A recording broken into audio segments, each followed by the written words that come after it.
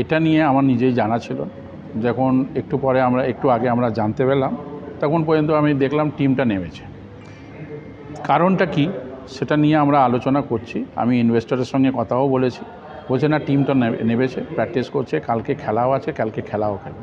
যদি কোনো রকম কিছু থাকে, কনফিউশন থাকে, সেটা নিয়ে আমরা বলেছি পরশুদিন আমরা এখানে 6টার সময় টেন্টে একটা মিটিং রেখেছি। সব প্লেয়ারদেরকে নিয়ে বসবো, ইনভেস্টরকে নিয়ে বসে নিয়ে কি আলোচনা করব সেটা দেখা যাবে। কোন জায়গায় অসুবিধা হচ্ছে, কিছু কনফিউশন থাকে, সেটা নিয়ে আমরা ক্লাবে নিয়ে বসে আমি তাদের সঙ্গে কথা বলবো। সেটা অলরেডি আমি প্লেস করে দিয়েছি, ওদেরকে বলেছি কি প্লেয়ারদেরকে নিয়ে আসবে। প্লেয়ার 6টার সময় পরশুদিন এখানে আমরা একটু বসে আলোচনা করব।